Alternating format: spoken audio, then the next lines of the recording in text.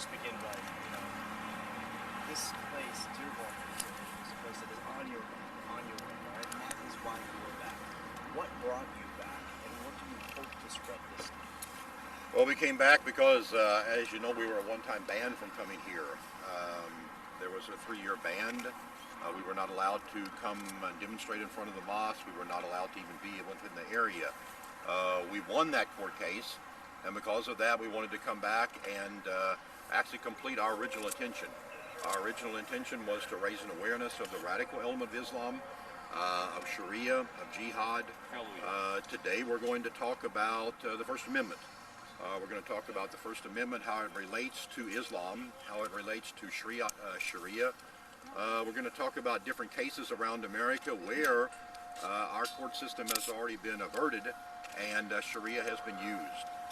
We're going to talk about different appeasing of Muslims, how they apply pressure in certain areas of our society, and because of that pressure, our states, our schools, our universities give into that. Terry, what do you say when the BAM folks out there say, this is just about freedom of religion? All we want to do is just be able to express our religion, our beliefs freely. Right. We have absolutely no problem with that. I think we tried to make it very clear that whether it be Muslims, Christians, Hindus, we respect their First Amendment rights, freedom of speech, freedom of religion. This is definitely not about their First Amendment rights. This is about a particular religion, Islam, that there's an element of that is very, very dangerous because people have asked too, what is the difference between Islam, Christianity, Hinduism, what's the difference? Well, Islam is a religion that has also with it a very brutal governing force called Sharia. And that is what we are protesting against. We are protesting the advancement of that in America. You see it advancing in Europe. You see that Islam is actually not as they proclaim to be. You look at every Islam, Quran-dominated countries, and you do not see religious freedom. You do not see religious freedom of speech. You do not see women's rights. In fact, everywhere where Islam is at, they usually try to ban freedom of speech. Sharia law here in Dearborn, or coming out of that mosque right now, do you think there is something that they are doing to try to impose Sharia law here in Dearborn or out of that mosque? No, that is actually not our accusation. We tried to make that very clear. We are not even accusing the city of Dearborn, or definitely not accusing this mosque. But because Dearborn does have a large Muslim population, because I believe this is the largest Islamic center in America, and because Sharia is a Islam problem, it's not a Christian problem, it's not a Catholic problem, it is related to Islam. Because of that, we have chosen this area. Dearborn right now, if you take a look around you, there's no one really here in the vicinity like last time. It's different this time. Do you wish you could address more of the non-believers of what you believe? Yeah, yes, of course. I mean, you always wish you could get your message out in a greater way. We do expect more supporters. We have done quite a few media events since we have been here, and in fact, we have gotten quite a bit of support, yes. Are you disappointed by the lack of contact that you can have with people who are driving by and other things? I mean, you're on a parcel of land that no one can see you on. Yeah, that would also have been good. I mean, we also asked to speak to the imam here. I have spoken to him before. He proclaims to be a man of course, a man of God, a man of peace. We would like to unite with him, especially in a particular concern that we have. There is a Pastor Youssef who is scheduled to be executed in Iran because he converted quite a while back from Christianity, from Islam to Christianity, and he also is accused of evangelizing Muslims. We understand that the imam here at the Islamic Center studied in Iran or is from Iran. So we would definitely wish some type of dialogue with him. Do you get the sense that the city of Dearborn here was favoring the sort of native Muslim population, which is why they asked you to sign the hold harmless agreement? Oh, we definitely feel that. I mean, of course, this area has a large Muslim population. We definitely feel that they do favor the Muslim community, and we definitely feel that they tried to, through those different events, stop our freedom of speech. And we have now been here 4 times. I mean, one time we were taken to court. Now this time they wanted us to sign that hold harmless agreement. They want us to acquire special insurance.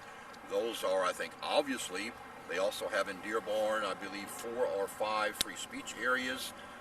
Definitely, I believe those are all tactics to stop freedom of speech. Definitely.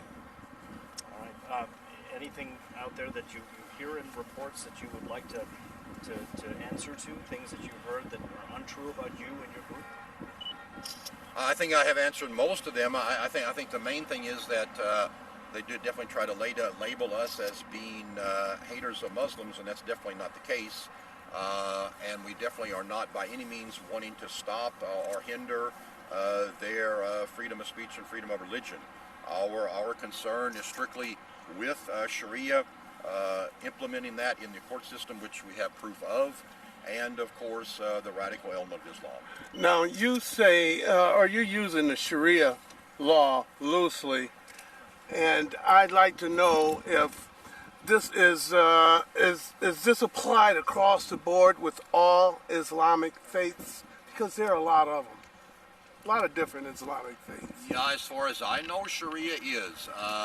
I am concerned about it because, number one, in Islamic countries where Sharia is practiced, Sharia is not a law of equal rights and civil rights. That is very clear.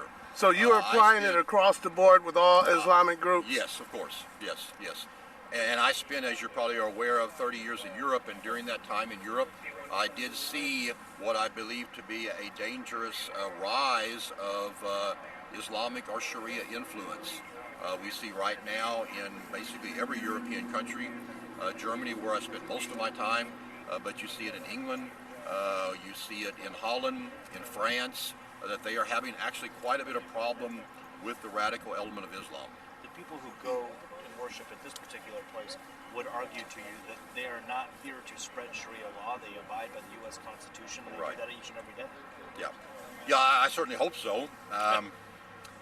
Yeah, a little bit of the problem I have with Muslims is my relationship with them, or my connection with them. They do have a tendency, because of their doctrine, taqiyya, they do have a tendency to tell you one thing and to do something else.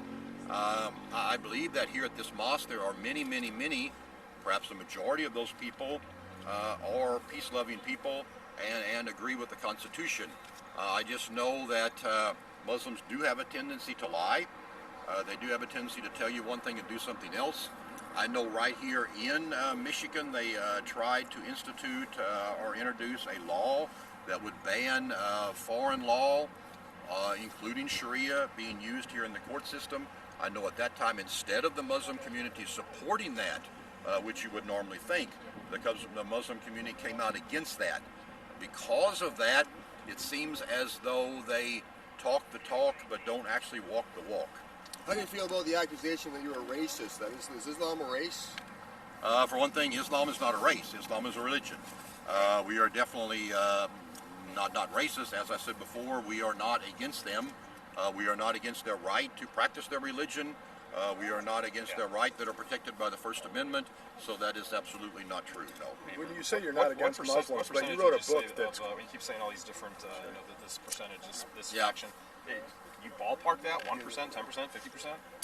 Yeah, I don't really know. I mean, I could make a guess. I mean, part of the problems that we have with Islam is because there is, without question, a radical element, number one. Number two, we are dealing with such a large group of people.